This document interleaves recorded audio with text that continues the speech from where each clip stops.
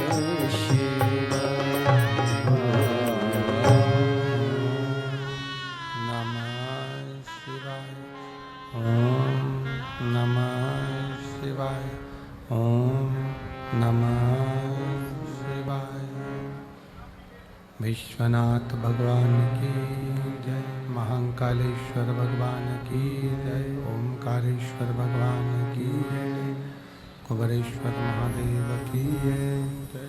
हर हर महादेव, हर हर महादेव, हर हर महादेव। काशी विश्वनाथ ओगड़दानी त्रिकालदर्शी कैलाशी अविनाशी भगवान शिव, जिनकी पुनीत पावन शिव महापुराण की कथा संपूर्ण विश्व के कल्याण हेतु बाबा देवाधिदेव महादेव की कृपा से, करुणा से श्रवण करने का सौभाग्य प्राप्त हुआ है।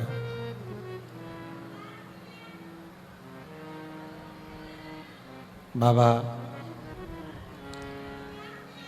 देवाधिदेव महादेव भगवान शिव,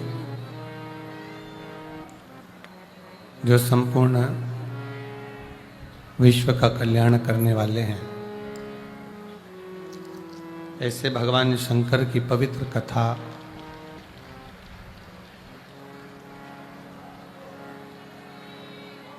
बाबा देवाधिदेव महादेव की कृपा, करुणा, उनकी उदारता से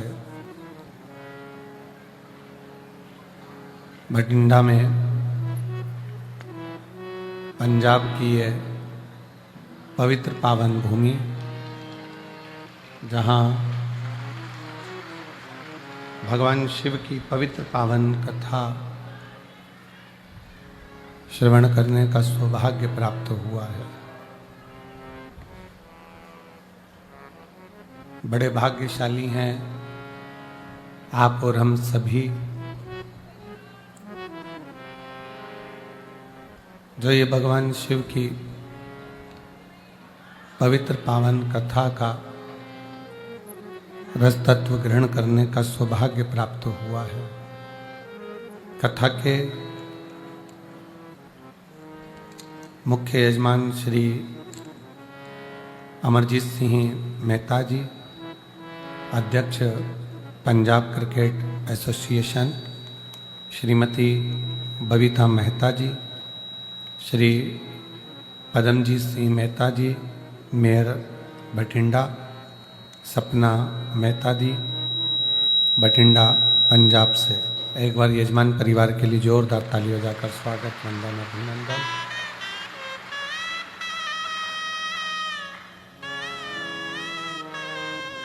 भगवान देवाधिदेव महादेव की यह पवित्र पावन कथा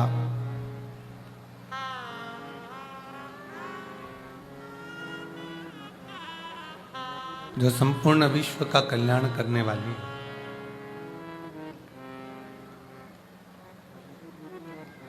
जिसको श्रवण करने के लिए आप और हम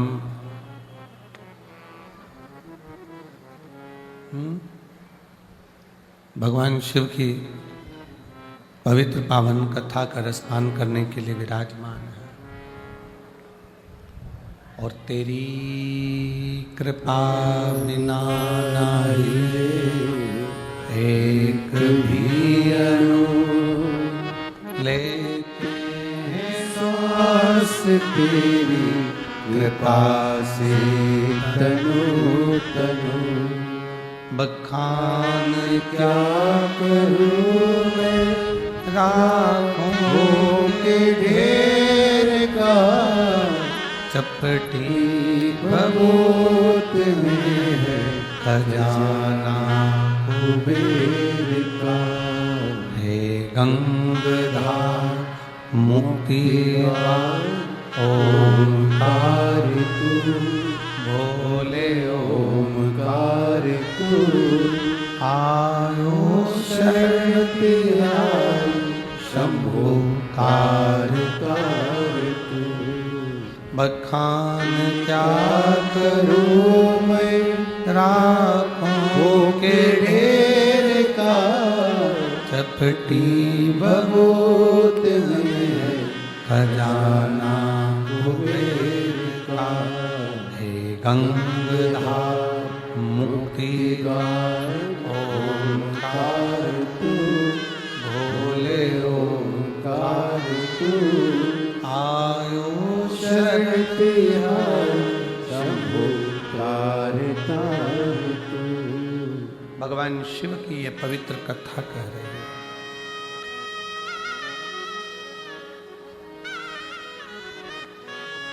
जिससे संपूर्ण विश्व में जन्म लेने वाला, चाहे वो मानव हो, पशु हो, पक्षी हो,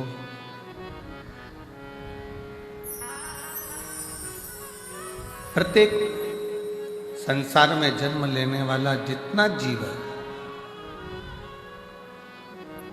इस सब में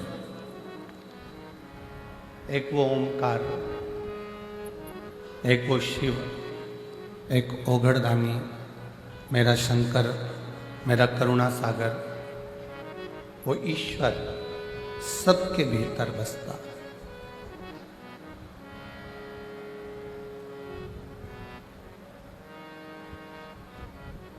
चाहे वो संसार में जन्म लेने वाला पशु हो,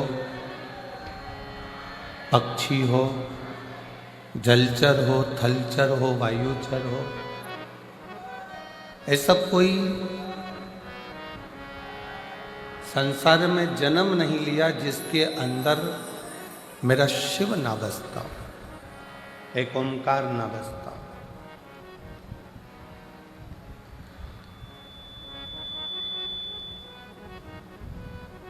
गुरु नानक देव जी अपनी वाणी में हमेशा कहते हैं कि जिस समय पर आप अरदास करने के लिए बैठो, गुरु नानक देव जी अपनी वाणी में कहते हैं जिस समय पर आप अरदास करने के लिए बैठो, उस समय पर केवल अपने लिए ही नहीं, गुरु नानक देव जी कहते हैं कि संपूर्ण विश्व के कल्याण के लिए और जो संसार में जन्मा है उसके लिए भी अरदास किया करो।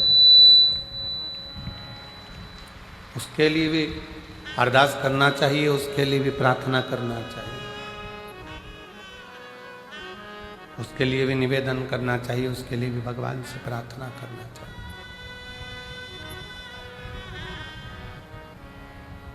एक मृत्यु लोक में जन्म ले लेना, संसार सागर में आ जाना, पृथ्वी पर जन्म ले लेना एक सरल विषय। आपने कोई पूर्व का कोई पुण्य करा होगा, कोई सत्कर्म करा होगा, कोई अच्छा कर्म करा होगा, तो मृत्यु लोक में आपका जन्म आ गया।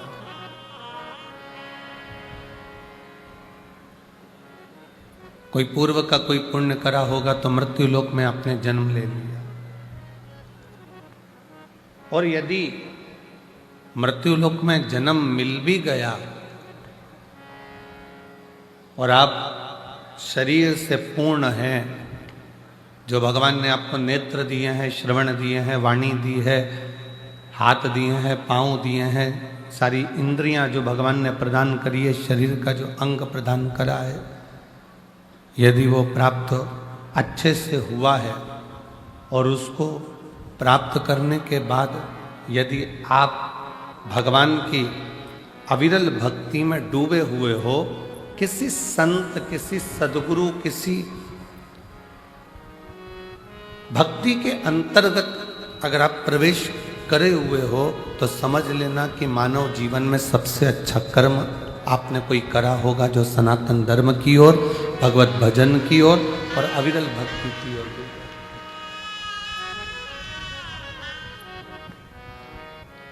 वो कहते हैं ना कि कोई पिछले जन्म के अच्छे कर्म मुझे बाबा तेरा,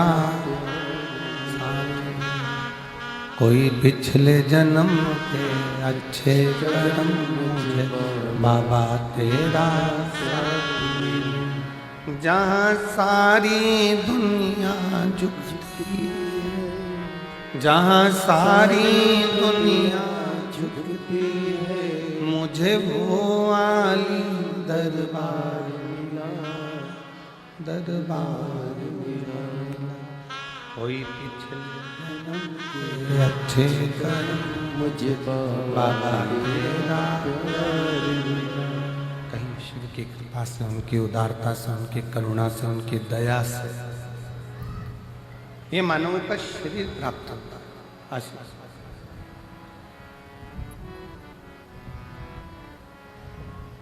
पूर्व का कोई पुण्य होगा, कोई अच्छा कर्म होगा, कोई पूर्व का कोई सत्कर्म होगा, जो ये मानव का शरीर हमको मिला, आपको मिला। और यदि मानव का शरीर आपको और हमको मिला है भगवत भजन करने के लिए, स्मरण करने के लिए, संकीर्तन करने के लिए,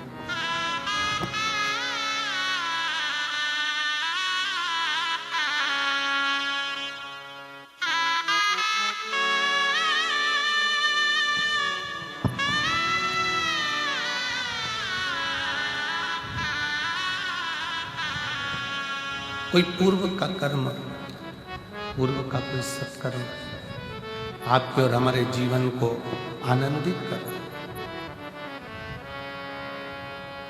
भटिंडा की इस पवित्र धरा पर ये दूसरी बार कथा श्रवण करने का सौभाग्य मिला है।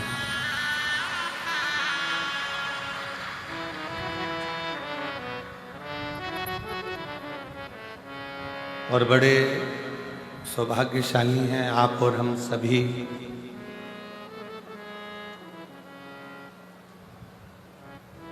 कि भगवान शिव की अविरल भक्ति को धारण करने के लिए आप और हम यहाँ पर विराजमान हैं।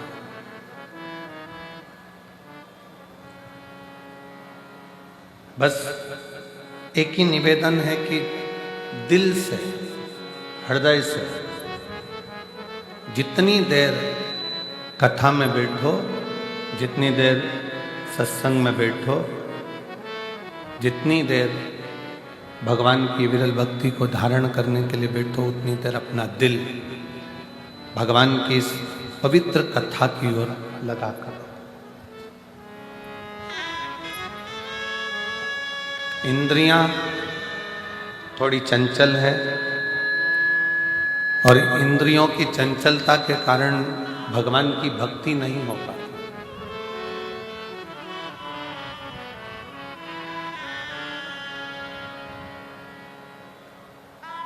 कोई आया, नेत्र उधर चले जाएंगे, किसी ने कुछ कहा, श्रवण इंद्रिया उधर चली जाएंगी। और इन 5 कर्मेंद्री, 5 ज्ञानेंद्री और 1 मन,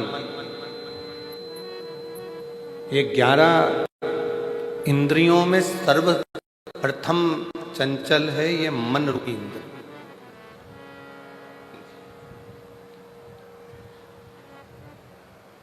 जब भगवान की कथा को श्रवण करने के लिए बैठोगे, धारण करने के लिए बैठोगे, तो ये मन रूपी इंद्री सबसे पहले डोलेगी, मन विचलित होगा, भटकेगा।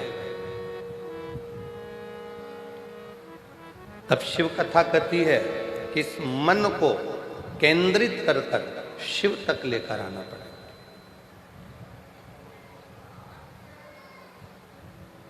इस मन को केंद्रित कर कर भगवान शंकर तक लेकर आना पड़ेगा।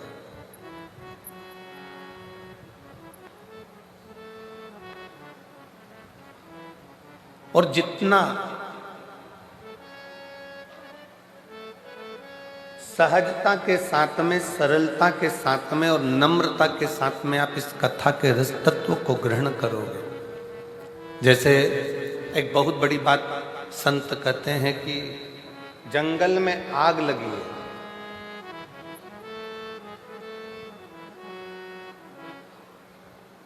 और जंगल में आग लगी है और बड़े बड़े वृक्ष जल रहे हैं, बड़े बड़े घास जल रही है, वृक्ष जल रहे हैं, पूरा जंगल धधक कर जल रहा है।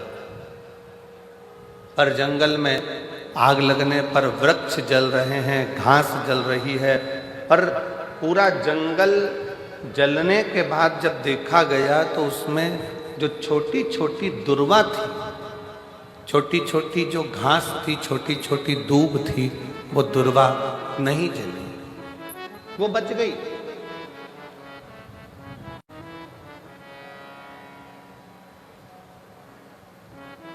बड़े वृक्ष जल गए, बड़ी बड़ी घासें जल गई, पर छोटी छोटी दुर्वा, छोटी छोटी दूब वो बच गई,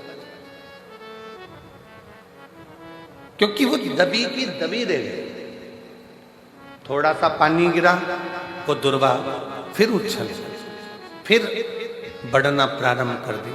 शिव महापुराण की कथा कहती है कि भगवान की कथा में, गुरु की शरण में, परमात्मा की शरण में, ईश्वर की शरण में, संत की शरण में, परमात्मा की कथा में जब भी पहुंचो, उस समय पर बड़े बनकर नहीं, छोटे बनकर जाओगे तो गुरु और संत और शिव की कृपा की दृष्टि से फिर बढ़ते चले जाओगे।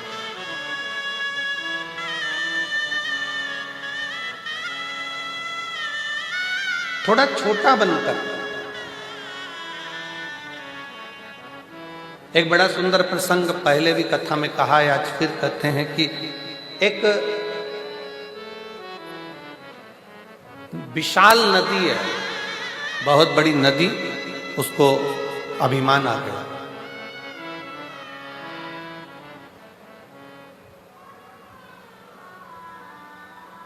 और बहुत बड़ी नदी को जब अभिमान आया, बहुत बड़ी नदी को जब अहंकार आया, अभिमान आया, तो उस नदी ने समुद्र से कहा, समुद्र, मैं दुनिया की सबसे बड़ी नदी हूं और बड़ी विशाल हूं। अगर तुझको मुझसे कुछ चाहिए तो बोल।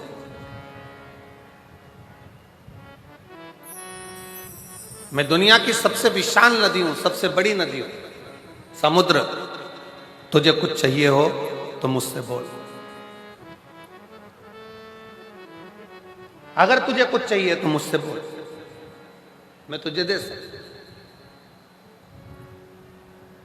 समुद्र ने हंसकर कहा, नदी मेरे पास में तो माणिक है, मोती है, सोना है, चांदी है, हीरा है, पन्ना है, रतन है, माणिक, औषधि सब मुझ में। देवता भी मेरा मंथन कर कर इसमें से माणिक, औषधि, रतन सब निकाल लेते हैं, मुझे कुछ भी नहीं चाहिए।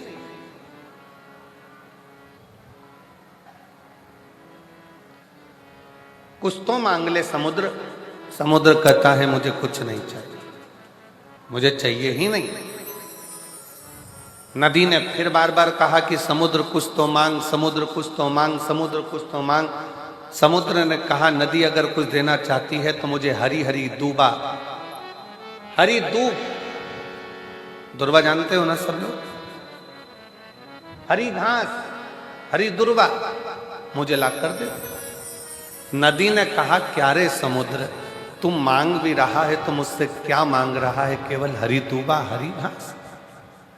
मैं अभी लेकर आती हूं। नदी ने घाट के किनारे पर लगी हुई घास को, दुर्वा को अपनी जल की लहर से तोड़ना चालू करा। जैसे ही जल घाट पर जाता है, जैसे ही जल घाट पर पहुंचता है, वैसे ही दूबा के ऊपर पानी गिरता है तो दूबा नीचे झुक जाता है। फिर पानी आया, फिर दुर्वा नीचे झुक गई। पानी के वजन के कारण दुर्वा नीचे झुकती, फिर पानी आया, फिर नीचे झुक गई। वो घास, वो दुर्वा उखड़ नहीं पाई। आखिरी में नदी समुद्र के पास जाकर बोली, समुद्र मैं तेरे लिए घास, हरी हरी दूबा लेकर नहीं आ सकी।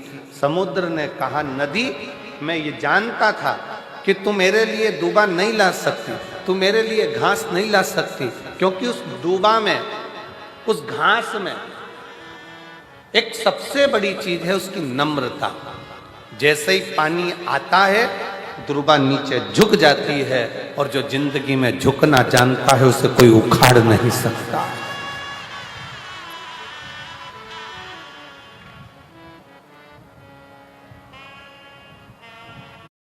क्लास 10th में आ गए।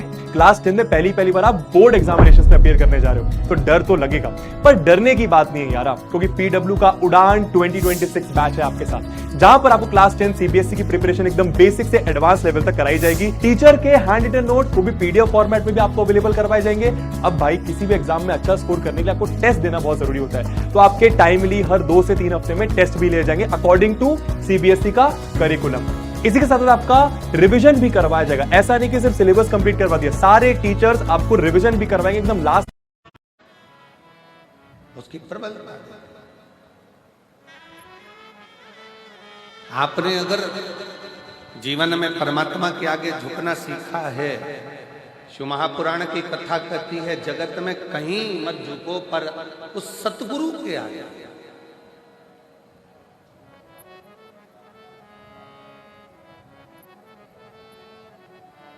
उस परमात्मा के आगे। आप दुनिया में कहीं मत झुको पर उस सतगुरु के आगे, उस परमात्मा के आगे, उस इष्ट के आगे, उस ईश्वर के आगे, शिव के आगे, घर के बड़ों के आगे, घर के बुजुर्गों के आगे जिसने झुकना सीख लिया, फिर दुनिया की कोई सामर्थ्यता नहीं कि तुम्हें उखाड़ कर कहीं फेंक दे या तुम्हें कहीं खड्डे में।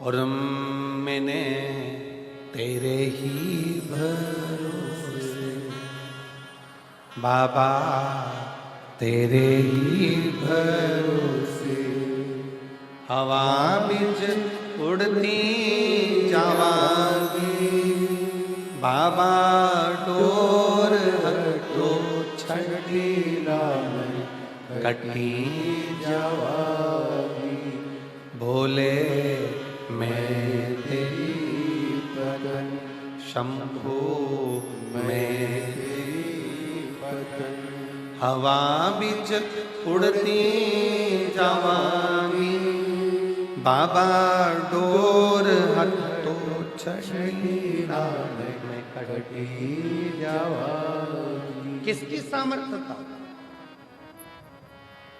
शिव महापुराण की कथा में एक कथा आती है देवराज नाम के ब्राह्मण की।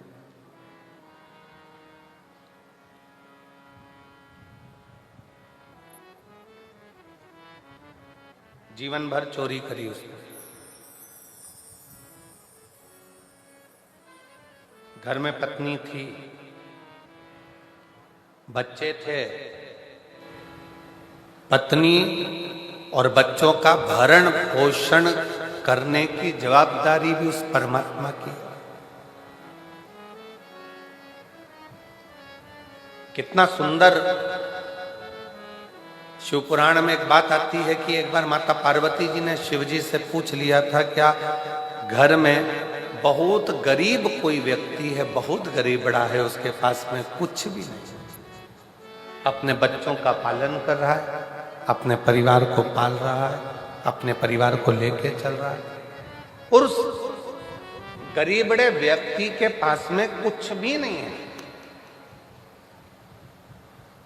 और मान लो उसके घर में कहीं से 8-10 मेहमान आ जाए,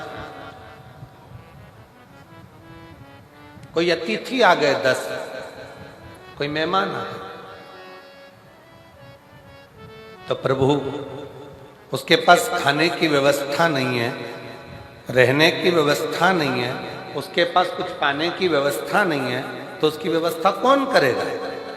शंकर भगवान माता पार्वती जी से कहते हैं, पार्वती एक बात अपनी बुद्धि में बिठा कर रखना, किसी के घर में अगर कोई बच्चा जन्म लेता है तो उसके जन्म के पहले माँ के स्तनों में दूध दे दिया जाता है, किसी के आने से पहले उसकी व्यवस्था कर दी जाती है।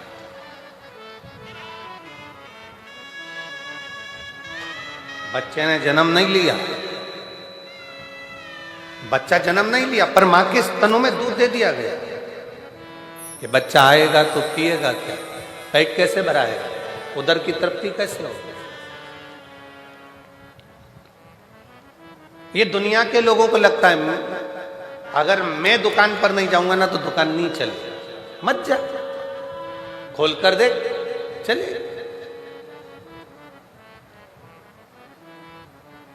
तुम नहीं थे तब भी दुकान चलती थी, तुम चले जाओगे तब भी दुकान चलेगी, तुम नहीं थे तब भी परिवार चल रहा था, तुम चले जाओगे तो भी परिवार चलेगा। तो अहंकार की जिंदगी से दूर हटकर ये सोचो कि हमारी दुकान चलाने वाला भी वो रब है और हमारे घर को, परिवार को चलाने वाला भी वो शिव है, कोई दूसरा नहीं चला रहा।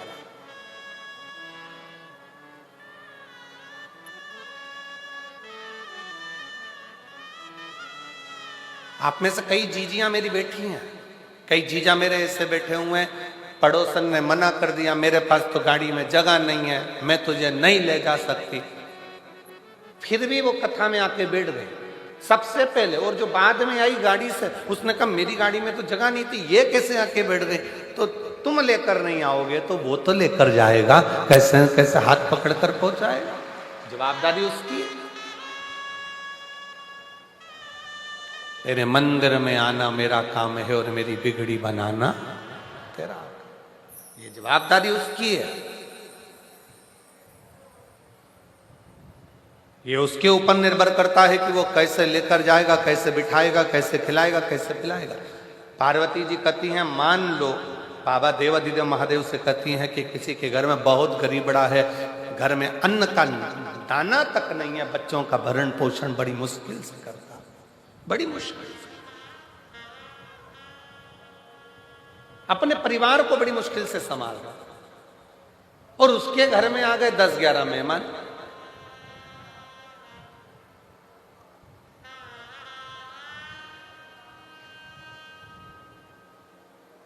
उसके घर में 10-11 मेहमान आकर बैठ गए, उनको खिलाएगा कौन?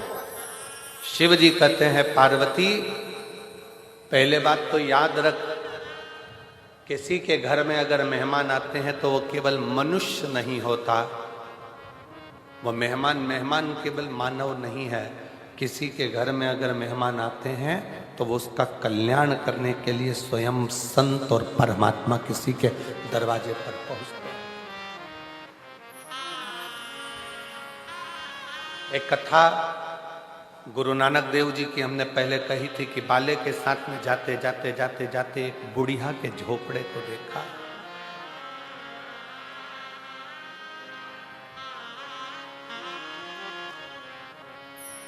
बड़े बड़े महल थे,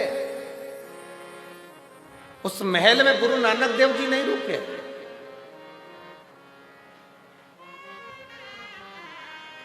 गुरु नानक देव जी रुके तो एक झोपड़े में रुके, एक बुढ़िया के झोपड़े में, एक बूढ़ी मां के झोपड़े में।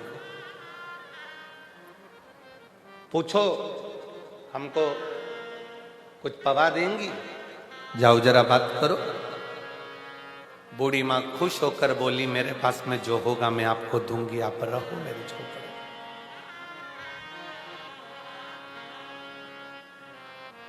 झोपड़े के बाहर बूढ़ी मां ने अपना बिस्तर लगाया, सो गई। झोपड़े के अंदर गुरुदेव सो रहे हैं।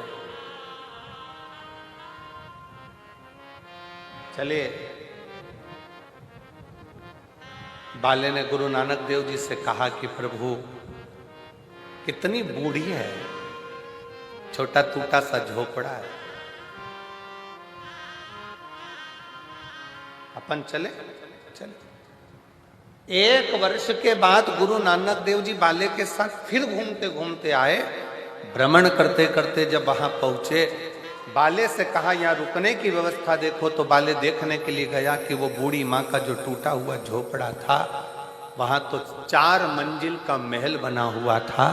बाले ने गुरु नानक देव जी से कहा कि गुरुदेव, वो बूढ़ी माँ तो बहुत भिक्षुक सी थी, जिसके पास में खाने के निवाले नहीं थे, अन्न का दाना नहीं था, सोने के लिए पलंग नहीं था, हमको अंदर सुलाकर खुद बाहर जाकर सो गई थी। उसका ये 4 मंजिल का झोपड़ा महल कैसे बन गया 4 मंजिल का? गुरु नानक देव जी ने कहा, कभी भी अतिथि अतिथि नहीं रहता, अतिथि देवो। अतिथि अतिथि नहीं है, अतिथि अतिथि नहीं है। स्वयं शिव है, स्वयं शंकर है, स्वयं ईश्वर है, स्वयं भगवान।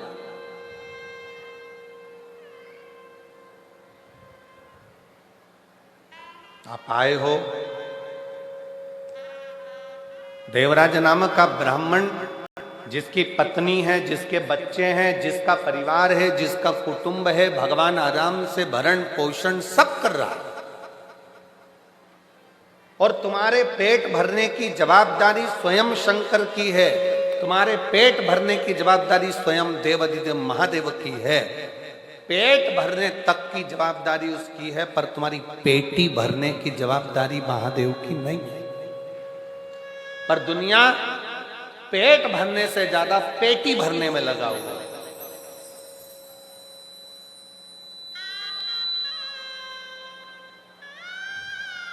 पेट भरने से ज्यादा उसकी जवाबदारी पेटी भरने की हो गई। मेरे बेटे के लिए मकान बना लूंगा, मेरे बेटे के लिए ये कर लूंगा, मेरी बेटी के लिए ये कर लूंगा, मेरे देवर के लिए ये कर लूंगी, मेरे जेठानी के लिए ये कर लूंगी, मेरे भाई के लिए वो कर दूंगा, मेरे बंधु के लिए वो कर दूंगा।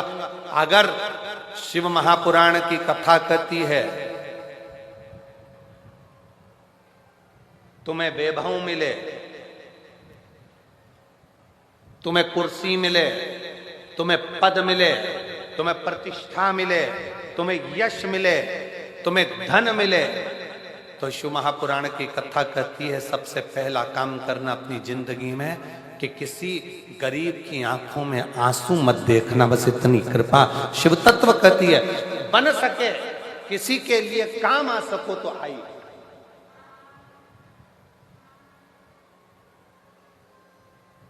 अपने पद का, अपनी प्रतिष्ठा का, अपने यश का, अपने वैभव का, अपनी सत्ता का सदुपयोग करें। तो एक लाइन शैलेंद्र जी गुनगुनाते हैं, कभी भूखे को भोजन, आप लोगों को भी आते हैं, कभी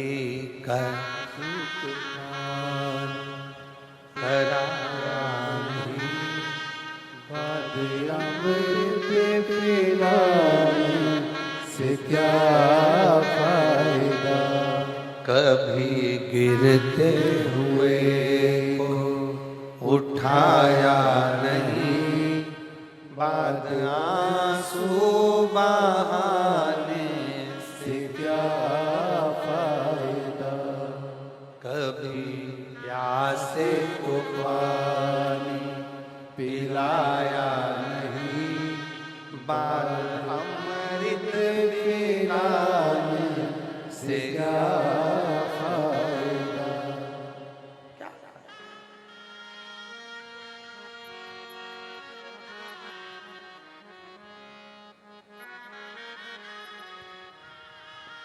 मैं तो मंदिर गया पूजा की, पूजा करते हुए ये ख्याल आ गया। मैं तो मंदिर गया पूजा की, पूजा करते हुए ये ख्याल आ गया। कभी माँ बाप की सेवा की नहीं, फिर पूजा रचाने से क्या फायदा। कभी माँ बाप की सेवा की नहीं, फिर पूजा रचाने से क्या फायदा। कभी प्यासे को पानी पिलाया नहीं, बाद अमृत पिलाने से क्या फायदा। वो लाभ क्या, फायदा क्या?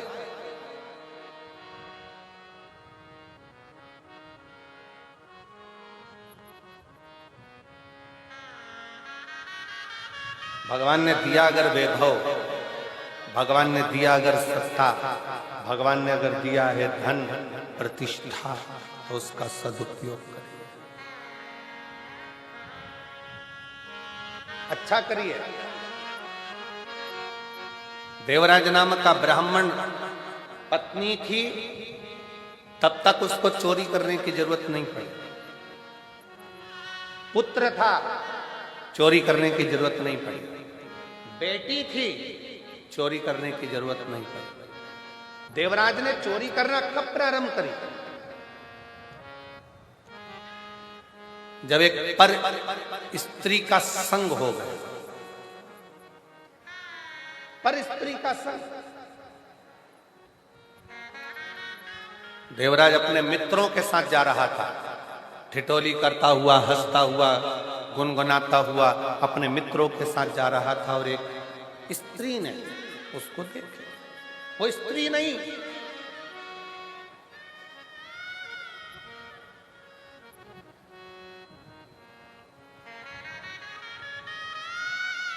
इसको मालूम नहीं पड़ा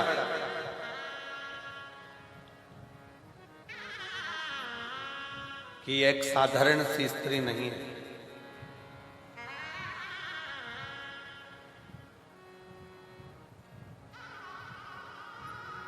देवराज नाम के ब्राह्मण को उसने अपने जाल में फंसाया।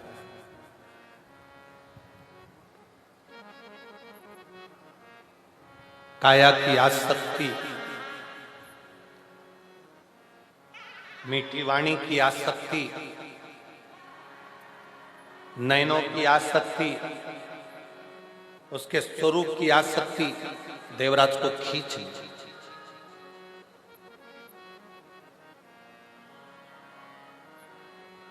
देवराज को खींच ली, और देवराज को खींचा। 1 महीना, 2 महीना, 3 महीना चलते चलते उसने पहले देवराज से कोई धन की कामना नहीं करी, कोई पैसे की कामना नहीं करी। पर स्त्री का संग। एक बात अपने भीतर उतार कर रखिए, जितने आस्था चैनल पर कथा सुन रहे हैं, जितने फेसबुक यूट्यूब पर कथा सुन रहे हो, जितने इस पवित्र भटिंडा पंजाब की पवित्र भूमि से कथा का लाभ ले रहे हैं, अपने जीवन में उतार कर रखना कि उस स्त्री ने पहले कोई धन की कामना नहीं करी, वैभव की कामना नहीं करी, सत्ता की कामना नहीं करी, लक्ष्मी की कामना नहीं करी। जब पूर्ण तरह से देवराज उस स्त्री के चुंगल में फंस गया, उसको नहीं मालूम था कि ये वेश्यावृत्ति करने वाली। जब बुरी तरह से फंस गया, और पूर्ण तरह से फंसने के बाद एक दिन इसने बस उस स्त्री ने देवराज से कह दिया कि वो रानी, राजा की धर्म पत्नी जो गले में हार पहनती है, वो हार मुझे चाहिए। पत्नी थी, चोरी करने की जरूरत नहीं पड़ी। देवराज ने चोरी नहीं करी, बच्चे थे, चोरी करने की जरूरत नहीं पड़ी। क्योंकि शिव महापुराण की कथा कहती है, घर में पत्नी आती है ना, किसी लड़के की शादी होती है और घर में बहू आई ना, भगवान उसके हिसाब से उसकी तनख्वाह, उसका वैभव, उसका धन बढ़ाना प्रारंभ कर दे। उसका धन बढ़ाना भगवान खुद प्रारंभ कर देता, उसकी सत्ता बढ़ाना अपने आप प्रारंभ कर देता। शादी होने के बाद में बच्चे होते हैं तो भगवान फिर कहीं ना कहीं से एक जल का स्रोत बढ़ाता है, आवक बढ़ाना चालू कर देता, कोई नया काम चालू कर देता, कोई दूसरा काम चालू कर देता, जिससे इसकी आवक बढ़े। परिवार में जितने सदस्य बढ़ते चले जाते हैं, उतना उतना भगवान भी राहें खोलता चले जाता है, राहें खोलता चले जाता है।